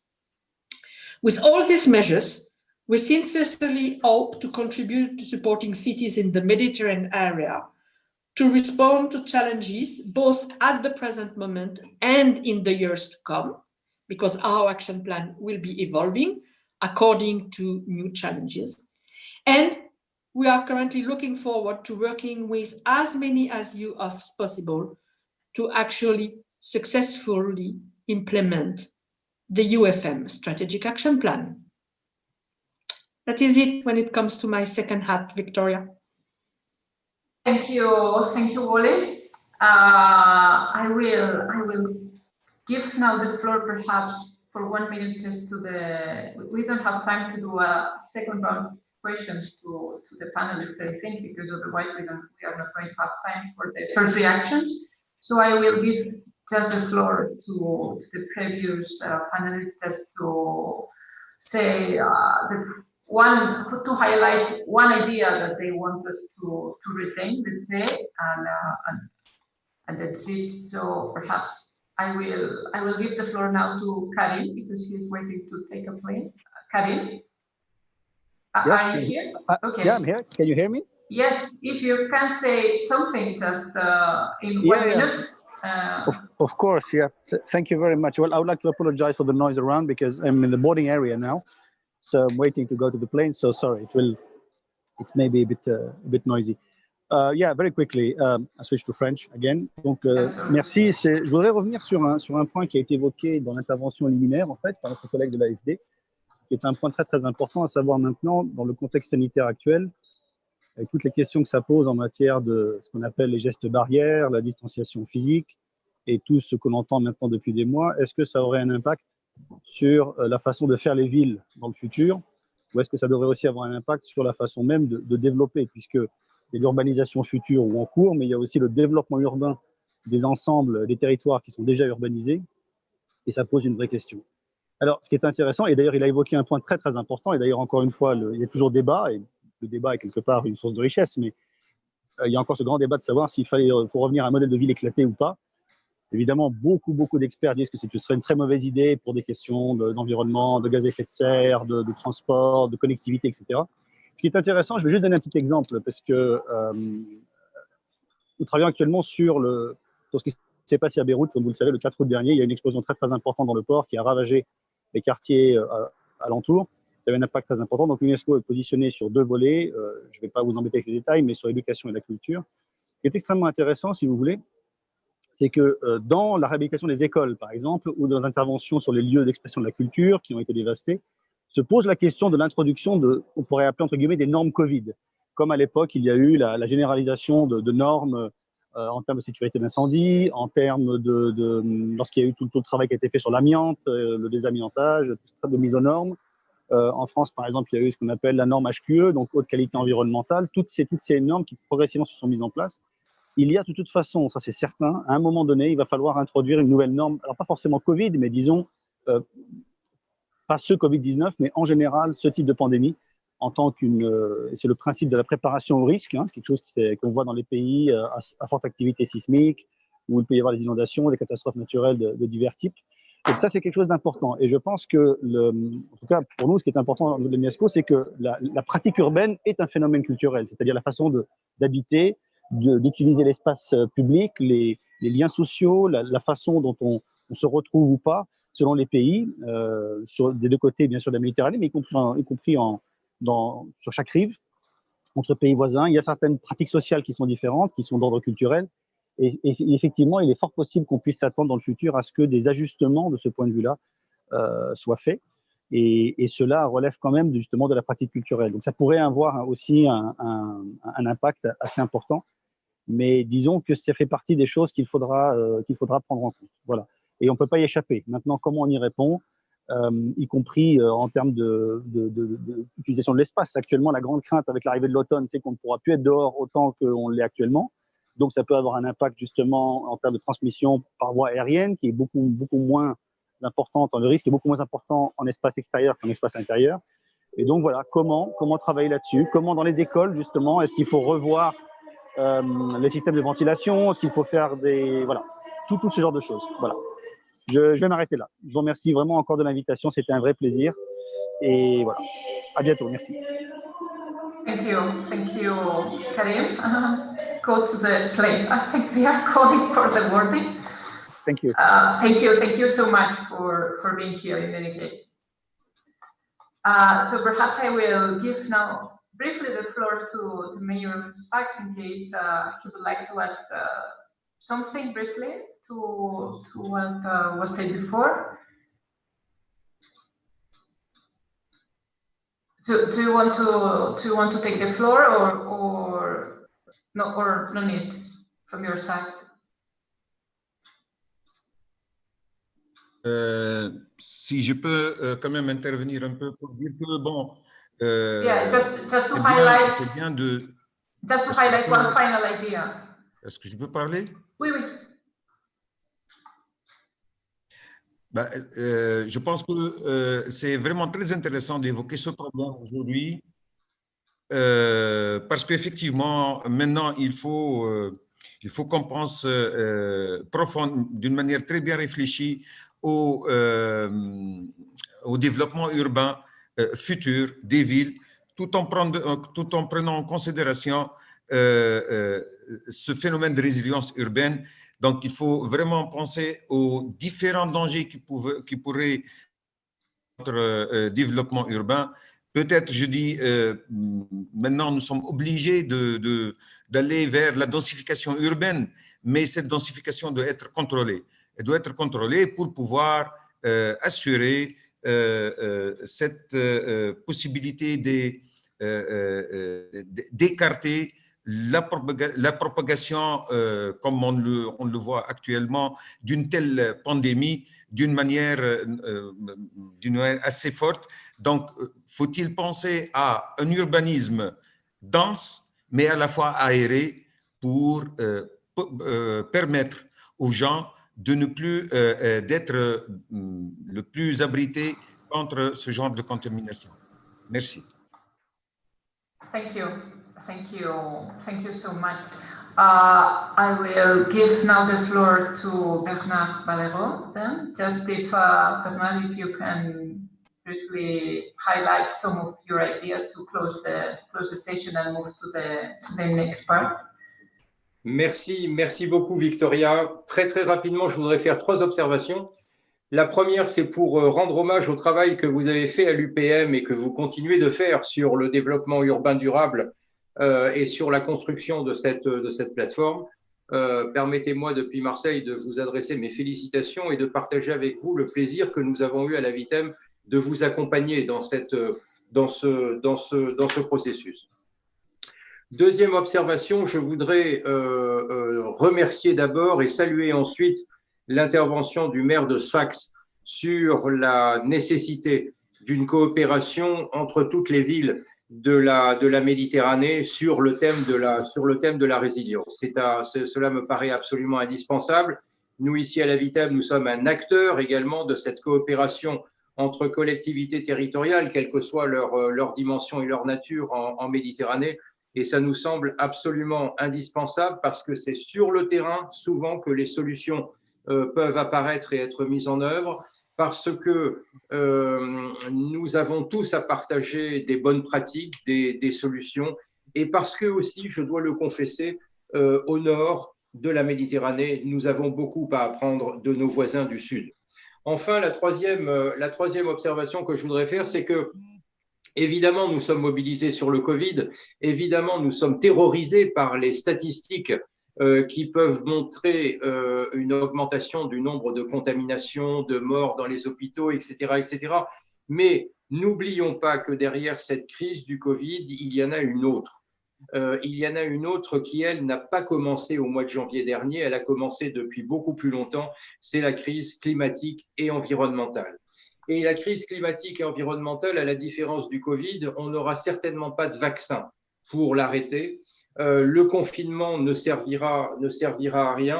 Et donc, l'une des solutions, la solution pour faire face à ceux qui nous menacent sur l'espace méditerranéen, c'est véritablement de construire à l'avenir des villes méditerranéennes qui soient de plus en plus résilientes. Je le rappelle, vous avez d'ailleurs fait un travail extraordinaire à l'UPM, que nous avons le triste privilège de vivre dans l'un des pires hotspots climatiques et environnementaux au monde. Vous avez fait des études au mois de novembre de l'année dernière, vous avez publié des rapports sur ce sujet-là. Et il est évident que dans ce contexte-là, les solutions que nous, ici, à la VITEM, nous mettons en avant, c'est la nature en ville, le retour de l'agriculture urbaine, la lutte contre les îlots de chaleur, la limitation des mobilités intra-urbaines, un meilleur ancrage entre les centres urbains et les différentes échelles territoriales qui les entourent, et une meilleure articulation environnementale entre les territoires urbains et les territoires portuaires qui coexistent très souvent dans nos grandes métropoles méditerranéennes. Donc, n'oublions pas que nous avons en face de nous, à l'avenir, une crise qui a déjà commencé depuis très longtemps et sur laquelle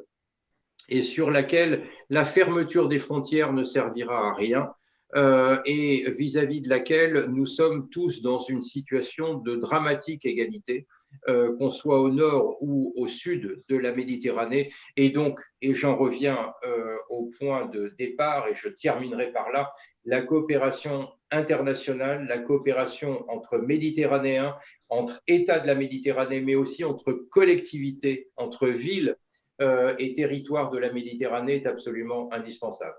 Encore bravo pour votre initiative et surtout un grand merci. Thank you, Bernard, for your nice words. But before moving forward, let me remind you that we are giving all of our support to this session. But in fact, we have to thank the IEMET and the Catalan Government for organizing it and for inviting us, because that's why we are here at the end of the day. And finally, let's move to the first reaction sections. We have 5 people, so I think that perhaps we could give the floor for a brief intervention of 2 or 3 minutes to each of you, and then let's open the floor just to collect some questions from the audience in the case that someone wants to intervene, if we have time. So let's open this next part with Josep Canals. Josep is Secretary General of Mediterranean Cities Network, MedCities. Josep, the floor is yours. Bé, moltes gràcies. Sí, bueno. Em sentiu bé? Sí, podria haver parlat en català, ho sento. Good afternoon. Tava Maseika, espero haver-ho dit bé. Bona tarda en àrab. Bona per midi. Miraré d'anar molt ràpid a algunes idees que s'han dit i que m'han inspirat també amb algunes qüestions que fa temps que intentem també anar dient. Primer, que felicitar i agrair al Govern de Catalunya i a l'Institut Europeu de la Mediterrània, saludar especialment a l'ambaixadora Àsia, perdó la pronunciació, i especialment també al nostre vicepresident i alcalde d'Esfax, senyor Elumi, per la seva presència molt inspirador també i realment podem posar en valor aquest sentit de xarxa, 61 ciutats de totes les 3 ribes de la Mediterrània. Justament com estem basats a Barcelona i això es fa motiu del 25è aniversari del procés de Barcelona, ens agrada destacar també que ara se celebra el 25è aniversari de l'ampliació i reforma de la Convenció de Barcelona, que va acabar en la creació del Pla d'Acció Mediterrani, encara plenament vigent per la protecció del nostre mar Mediterrani, que com sabeu està molt castigat i al cap i a la fi és el que ens uneix a tots. Per tant, també podíem destacar això. Respecte al que s'ha dit, la crisi pandèmica segurament ja ha fet veure que la sostenibilitat, un concepte que ve de l'any 92 i anterior, ja no és un concepte, és abstracte, sinó és un conjunt d'accions que aporten qualitat de vida. La gent ja ha vist, la ciutadania, durant aquesta crisi, que les accions fetes de curt termini immediates i la crisi sobrevolada ens ha fet veure que les accions, que la pandèmia ha posat de manifest que la sostenibilitat és l'únic camí possible per viure millor, i té a veure amb els aspectes socials, econòmics i ambientals, que l'agenda 2030 i la nova agenda urbana són més vàlides que mai i que hem de localitzar els objectius del desenvolupament sostenible, que tenim un repte molt gran que encara la gran part de la població no coneix què són els ODS, no coneix l'agenda urbana i hem de fer un esforç per entendre que sense ells és impossible, sense implicar la ciutadania és impossible tirar endavant. Em quedo que som realitats diverses, realitats alhora similars, com deia la Victòria, i que això fa que una xarxa, per exemple, com nosaltres, com MedCities, tinguin més sentit que mai, com podem aprendre els uns dels altres, com podem replicar encerts i aprendre molt dels errors, que és importantíssim. El que ha dit en Pierre Ganó m'ha fet pensar en un professor meu d'ecologia, jo estic formació d'ecòleg i urbanista, el professor Margalef, un eminent ecòleg, que parlava de la diversitat i de la biodiversitat. I segurament em feia pensar en Pierre Ganó que si tenim ciutats més diverses, més preparades per afrontar amb diversitat d'usos, en diversitat, en complexitat d'activitats econòmiques més arrelades al territori, amb un diàleg urbano-rural més fort, i això lligat a la protecció de la biodiversitat ens permetrà afrontar molt millor i amb més qualitat els reptes que tenim, ser més competitius, amb sobirania alimentària, etc. Ràpidament, la importància de l'espai públic. I ho apuntava una mica l'alcalde d'Esfax.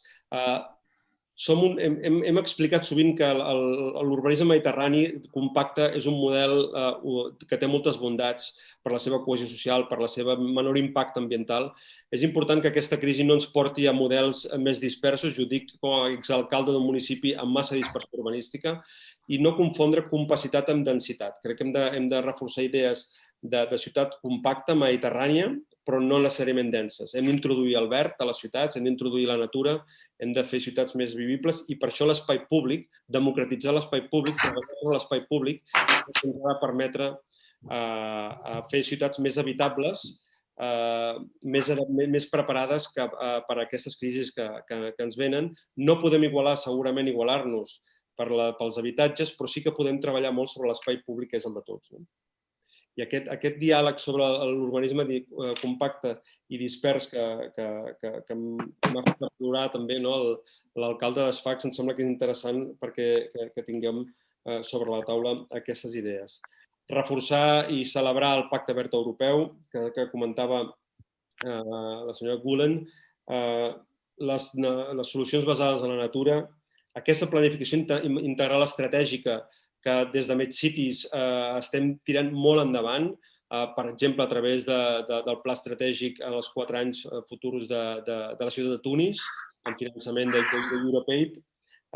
Els models mediterranis, i m'agrada dir-ho allà on puc, segurament els models de cooperació mediterrània, que són molt semblants, però alhora són molt diversos entre nosaltres, de llengües, de cultures, però un mateix patró de vida que ens uneix, possiblement pugui ser un exemple també per a altres regions d'Europa i del món.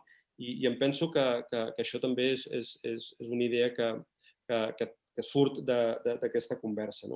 I per últim, i de manera modesta, deixeu-me dir que potser MedCities també, que ens autoproclamem com un objectiu de desenvolupament sostenible número 17, aquesta cooperació entre administracions per donar resultat als altres 16, es posa al servei també de totes les entitats que aquí hem parlat, del Pacte Verd Europeu, de les ciutats, de l'IEMET, ens posem al vostre servei per treballar en aquests objectius que ara són més vàlids que mai i creiem que són més vàlids que mai.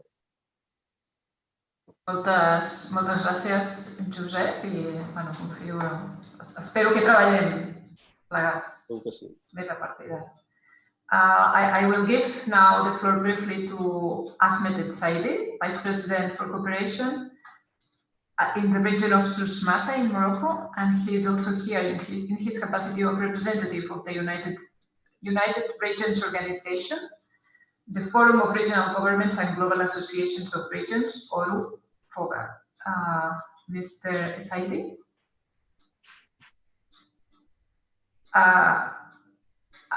Are you here?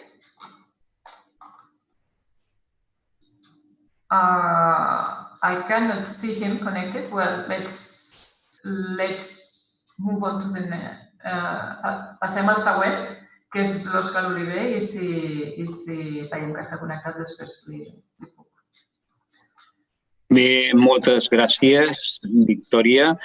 Molt agraït tant al Govern de Catalunya, de la Generalitat de Catalunya, com a l'Institut Europeu de la Mediterrània i a la pròpia Unió per la Mediterrània d'aquesta oportunitat de participar en aquest interessant debat i en aquesta interessant discussió al voltant de com han de ser les ciutats mediterrànies d'ambdues riberes del futur.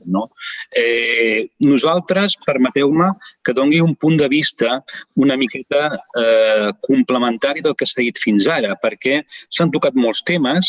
La qüestió de la sostenibilitat és absolutament indiscutible, és una qüestió que ha d'estar molt present en el desenvolupament urbà de les nostres ciutats en el curt i mitjà termini, però en canvi hem trobat a faltar, o jo mateix he trobat a faltar com a FEDMO, una referència més explícita al transport, als sistemes de transport. És a dir, les ciutats necessiten de sistemes de transport, necessiten de carreteres, necessiten de sistemes ferroviaris, d'aeroports, de ports, no només per a la mobilitat, per garantir la mobilitat de les persones, sinó fins i tot i també per garantir la mobilitat de les mercaderies que en definitiva acaben arribant a la botiga on la persona de la ciutat, del poble, hi va comprar, o acaben arribant a les fàbriques, als centres de producció, etc.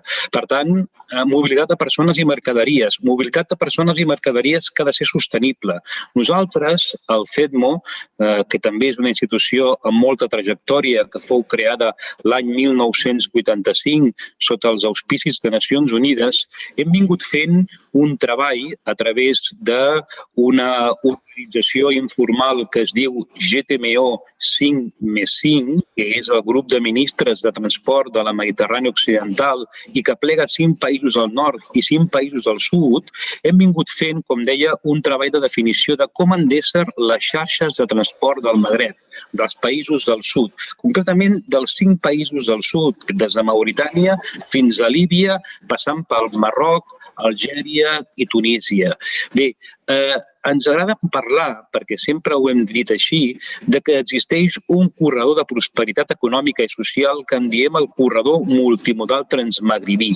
Aquest corredor multimodal és precisament això, és multimodal perquè aplega diferents modes de transport i fonamentalment els últims esforços que estem adreçant és en l'afavoriment amb vistes a assolir aquest desenvolupament sostenible del transport, l'afavoriment del corredor ferroviari transmagrebí, un corredor ferroviari que aniria des de Mauritània fins a Líbia, passant per Marroc, Algèria i Tunísia, i que seria un corredor ferroviari transnacional que contribuiria al transport no només de persones, sinó també de mercaderies. Per què és important parlar de corredors de transport? Perquè els corredors de transport tenen sentit sempre i quan se sàpiguen relacionar amb les ciutats, se sàpiguen establir una bona relació amb les ciutats, amb els nuclis de població.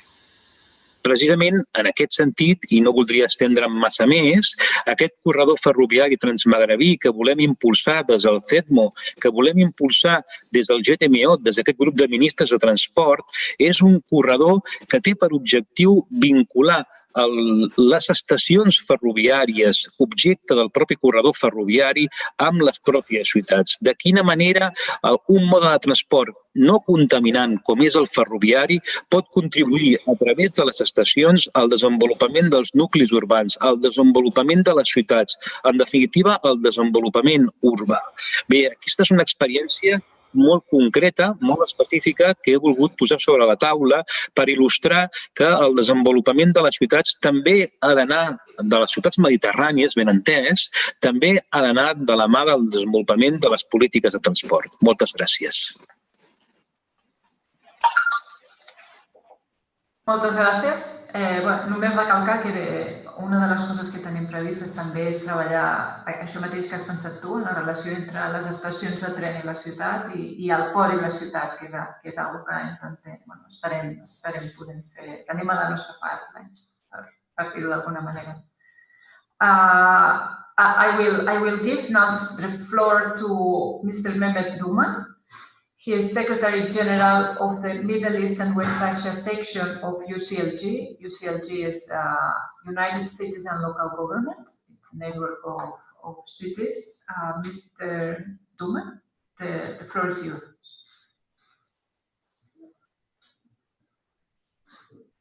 Thank you, Victoria.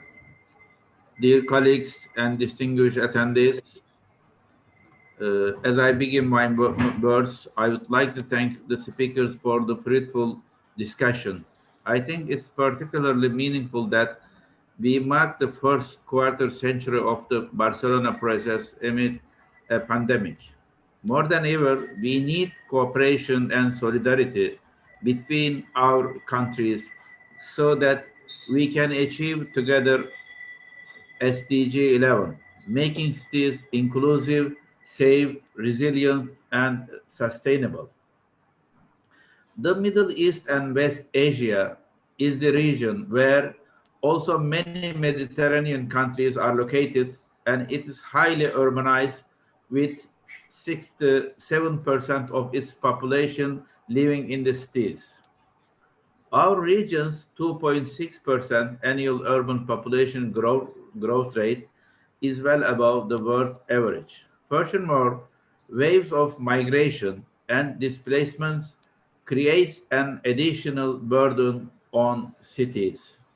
In this framework, Euro-Mediterranean region needs to focus on creating long-term resilience and sustainable urban planning that is centered around human well-being.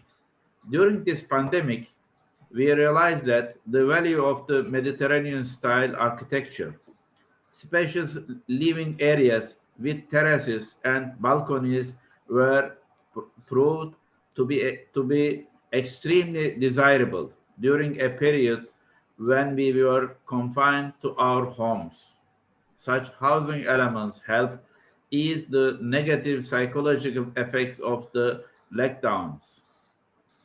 Therefore, we should make sure that future cities of the region are modeled in accordance with the historical fabric of Mediterranean cities, so that we can carry on the ancient spirit of our cities to future generations.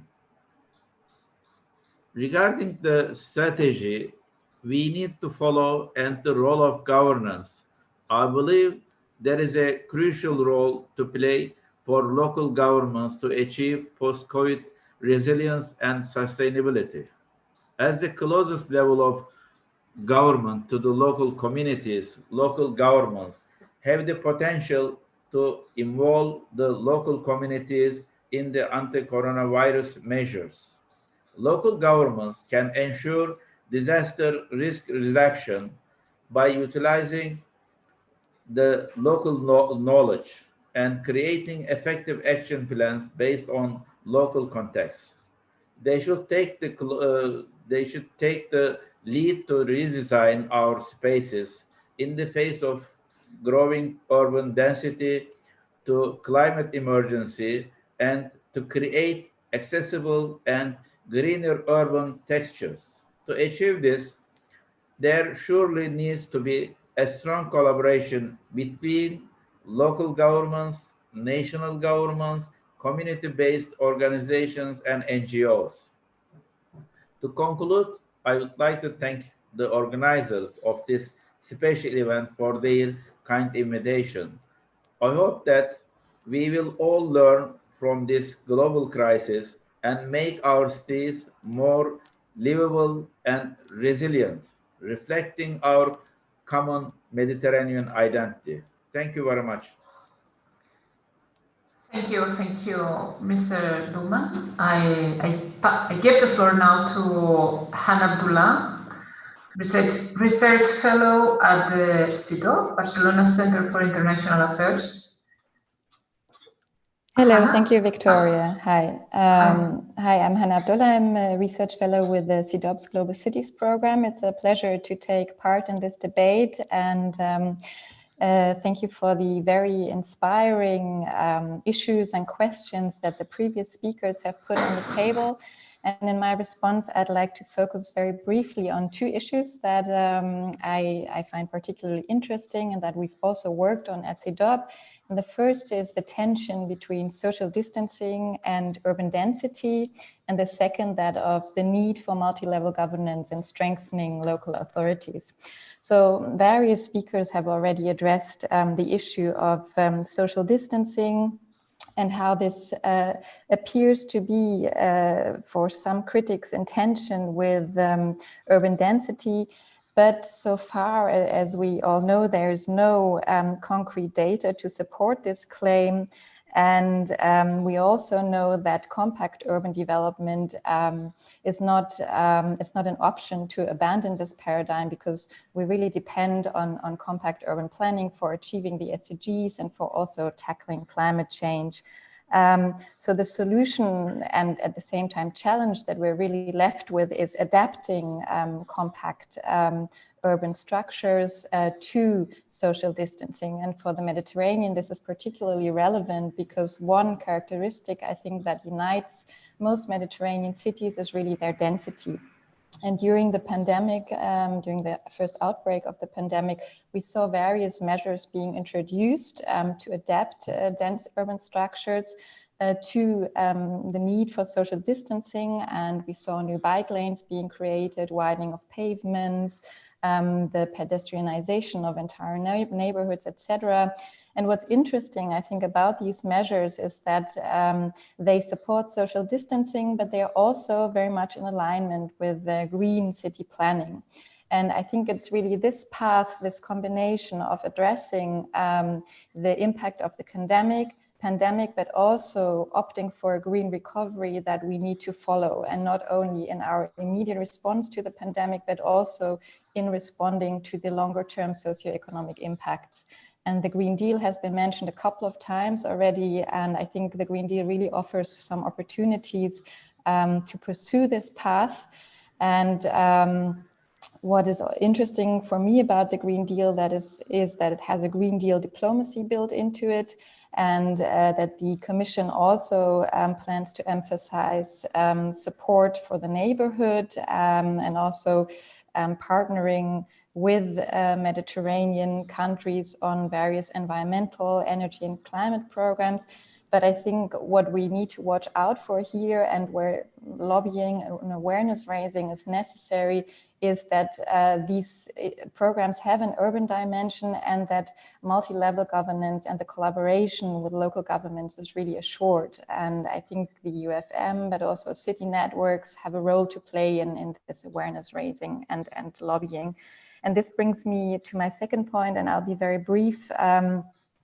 In a report that we produced at CIDOB on how cities are managing the coronavirus crisis, and the report compiled contributions from cities around the world, one of the factors that really stood out is that countries with more decentralized systems of governance, where local governments and cities have more autonomy and more resources, more technical expertise, seem to be better at managing the crisis.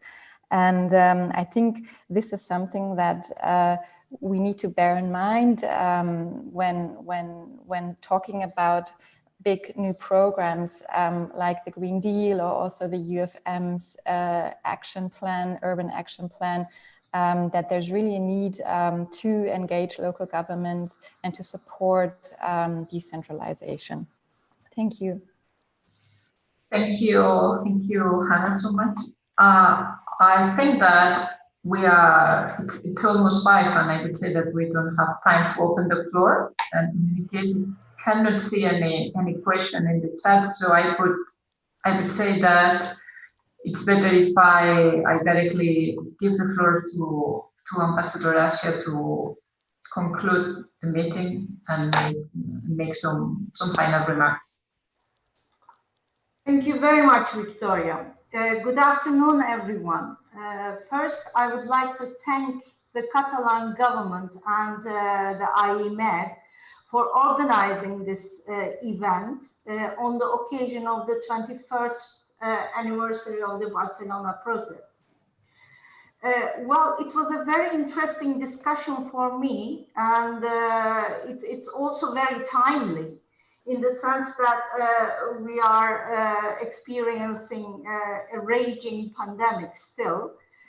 So we are drawing apparently lessons from this pandemic in terms of urban development. It's very important in that sense. It was a very rich discussion, so it's not easy to summarize the discussion. But as far as I can understand, first of all, urbanization is a mega trend. It's considered as a mega trend. It's irreversible, and it's not. It's uncontroversial. So we have to accept this as a given. And secondly, we also understand the links between sustainable development and resilience. Now, especially during the time of the pandemic. And we see that in the Foresight report of the EU as well, this linkage is underlined, and it is the new compass of the European Union. And also each and every panelist here has underlined this aspect, the continuum between sustainability and resilience. So it's very important. I think it's the most important lesson learned from this discussion. So we have to be very careful about incorporating resilience in the future to fight future shocks. And secondly, it's very important to take into account the continuum between water stress and migration from rural areas, especially to urban areas, and also climate change and food crisis. So in the future, we have to be aware of this continuum as well.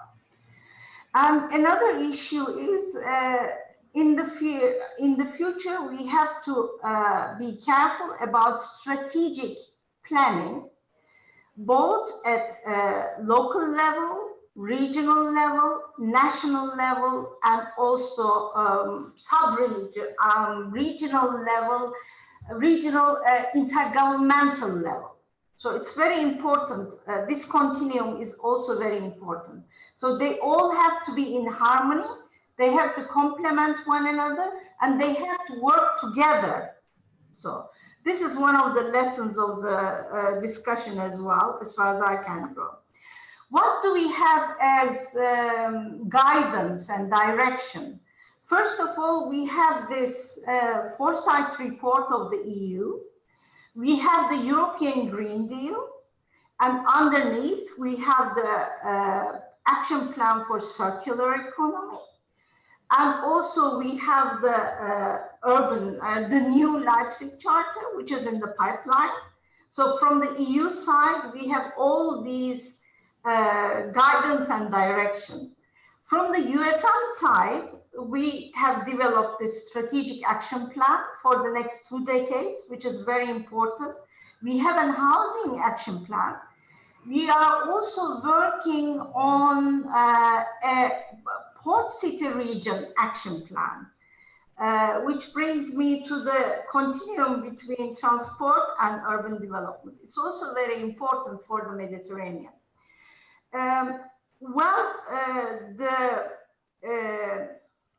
Maritime transport, freight transport, is at the heart of Mediterranean connectivity. And it links directly to port city regions. And from port city regions, the connectivity with the hinterland is very important. And when we talk about this connectivity, we have to talk about the transport corridors and the linkage to the transport networks. So I fully take that on board. Another instrument that was mentioned to us was UNESCO's 2011 recommendation for the historic urban landscape, which we have taken on board in our strategic action plan as well. So these are the instruments that show us the way forward.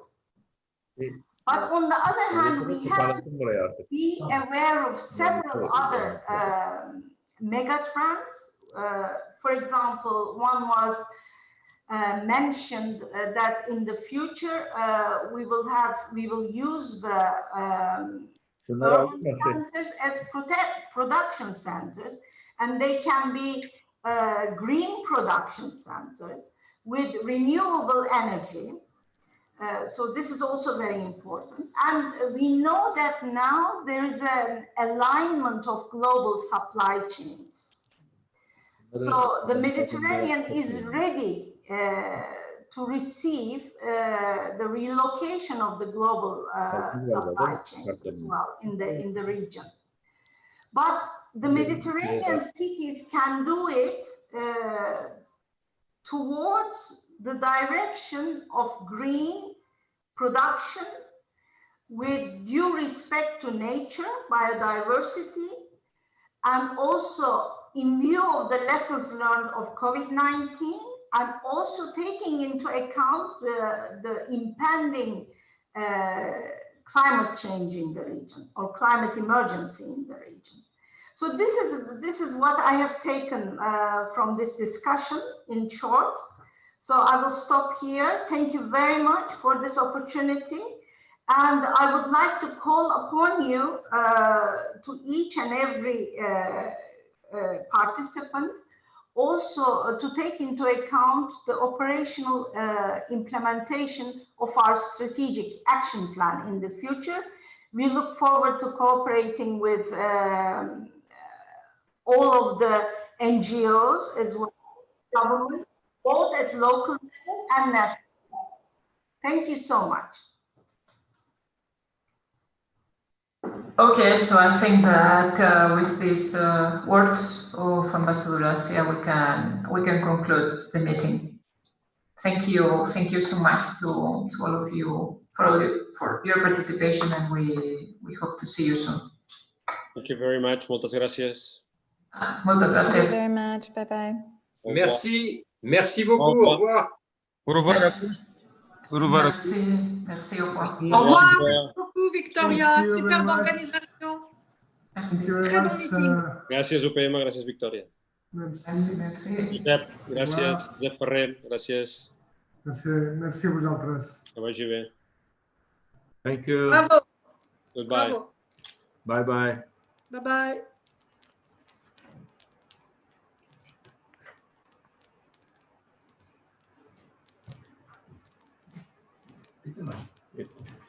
Yeah.